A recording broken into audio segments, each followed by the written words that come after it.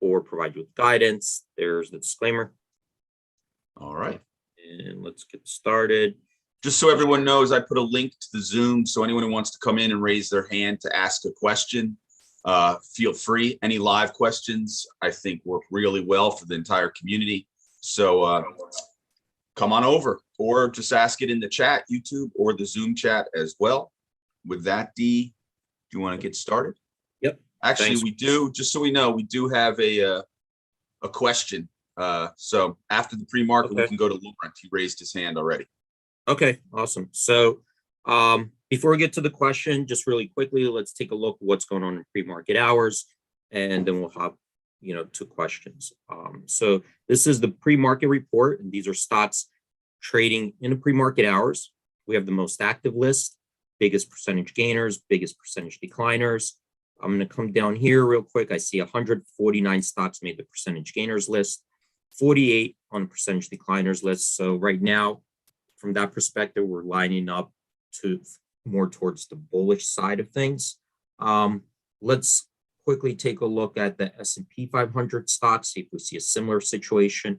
So I'm going to use the filters here above, which controls the list of stocks here below. And I'm going to use this filter in ETF, drop it down. I'm going to pick SPY. This filters out the list by the SPY holdings, the S&P 500 ETF. And here we see we got 19 stocks that made the percentage gainers list, 3 on the decliners. So right now we look like we're setting up for more of a bullish bias at the open. And really then, to save time for questions, and since we have one already queued up, we could just go straight to the questions.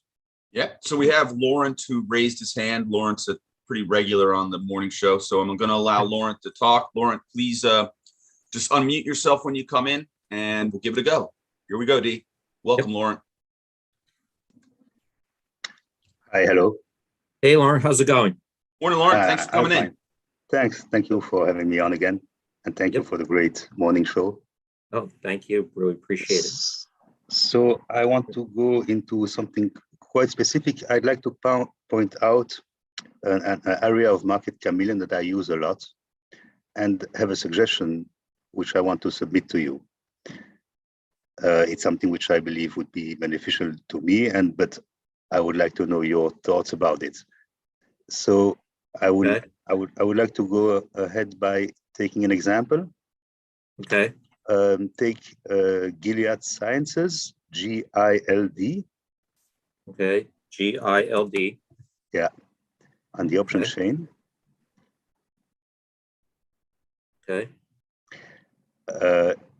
18th of March. 18th of March. Okay, so just so you guys know, I'm just navigating to where Lauren's guiding me, and we're right now on GILD, Gilead. Yes. And then we went to the options chain. We picked a certain expiration, March 18th. So let's say I'm looking at selling a naked put, or cash covered put at the strike of 60. So you're looking at the 60 strike and just the put itself, right? So I'm clicking on the put, I'm clicking on the bid price, and this brings up a sell March 60 put at $2. Okay. Yes. So you load the strategy. Yep. Load the strategy. And we go to the IVTO. IVTO. Okay. So the IVTO gives us an average of a credit of 2.14 over 4 years. Yes. And we are getting it approximately $2, so similar, right? Right. So just to describe to everybody, just to catch them up, if you're looking at this for the first time, well, what we did was when we go to the IVTO, what this does is it runs a model based on historical data. And what it does is it looks for, because we capture a lot of data and create benchmarks every day, intraday, and so forth. And what it does is it says, okay, go back in history and look for expirations with 18 business days to go in an option that is, it's basically at the money, 0.4% away. And it says, given that we, and we do run regressions, analysis, and averages to see what would be the implied volatility of that option. And we take daily snapshots. And by doing that, we have a history. What does an option like this usually trade at? What is the implied volatility? And then here we have the summary statistics and the table below. So what it's saying here is, on average, if we used historical implied volatility of a similar option, you would, for selling it, you get a credit of $2.14. This is the range, $1.20, as much as as low as $1.27 to as high as $6.13. And right now we're looking at, on the bid, $2. So close to that average. Sorry, I just wanted to catch people up. And that's using 4 years of data that you could change here. Okay. So I want to go and look deeper into the snapshot data below. Yes. So these entries, they are detailed 10 rows at a time, right? On over 27 pages. Right. Yes. So I went through the 27 pages and found, just looking strictly at the $2 credit that we're getting now, I counted 96 observations that were above the $2 credits and 167 that were below. Okay. Right.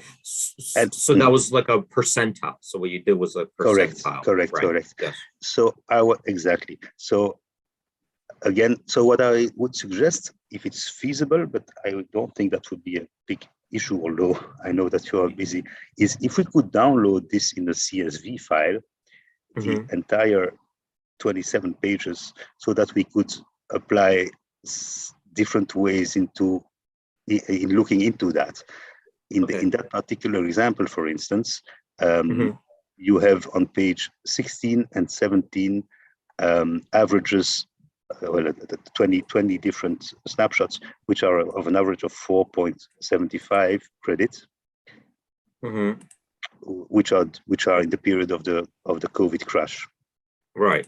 So over here we see the COVID crash, and that's where we're getting those big ones. Yep. So I'm looking into that, and I don't know if the average tells the entire story. Right. So one way if you wanted to, so are you trying to say, just so when you download this? Yes. I can't. Is the idea to take out some outliers, or take out maybe the big ones? Or maybe count everything that's, let's say, only above 215 in order to smooth it out and just see, like create an IV rank or an IV percentile, and give me a better idea of where we are outside of, as you say, extra. Right. Okay. Well, I'll take a look. I'll make a note of it. And really, I'm very happy the way you're using it, by the way, because it's a smart way. Now I see you digging deeper into it, and really, I'm just excited listening to you the way you're using it. So thank you. So I actually want to come on to hear what your thoughts were about it. Like looking at it differently, like being able to do my own set of data the way I want to look at them, and have some outliers out on both sides, and see where we stand. Yeah. And I'll take a look. I'll make a note of it. I'll see if we could just add a download button to it. Okay. And, perhaps I could even add those stats, with percentile rank on the data. Just really quick, one way you could possibly just, even take out some outliers, and just to catch people up, is that when we're looking at the data, we're looking at 4 years history, right? And we're looking at the different implied volatilities, but within that 4 years, we had, events that were unusual, with the corona, where the implied volatilities were skewed much higher, a lot of uncertainty. And sometimes you want to just take those out and say, okay, if I'm looking at it today and we're not in that situation, let me see all the data by removing, certain data set, and reanalyze it. and that's a smart way of doing it, because that's how kind of data you're moving, or sometimes you have to move it around, take out outliers, take out special circumstances, or compensate. So right now, the reason this is in there is because we're picking up that GILD right now is elevated, the implied volatility.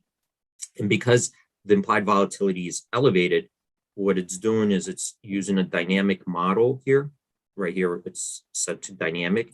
And it's going back in history and actually just looking at the higher elevated implied vols instead of the lower. So what it's saying is that when implied volatilities were high, like take the top third, right?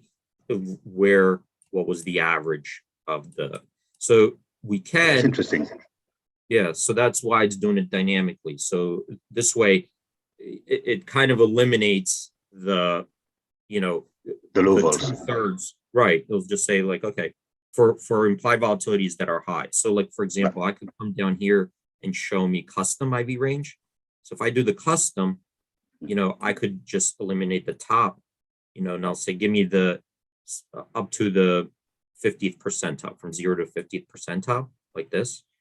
And I'll reload it. So now I get $1.61. So now the range is, so by just eliminating, I could slide it and do something similar to what you were saying using this. But of course, once you get the data in Excel, there's a lot, then your imagination, the limits are based on your imagination of how I didn't know about this feature. I mean, you're learning every day. Right. Yeah. So no, it's good that you even asked the question, because like really, I'm just happy to see that you're even using it the way you're describing it. Actually, another active chameleon, Rob, was saying this feature alone, he would pay for, irrelevant of everything else on market. I mean, he loves this feature as well. And he actually recommended, I don't know, actually I have to go back and read it, but it was either using that slide or changing the years to try to, get a different picture. Yeah, exactly. Yeah. And one way, right, if you eliminate some of if we go back to 1 year, I think we're not covering that coronavirus. I'm just going to cover 1 year. Just let's do 1 year dynamic.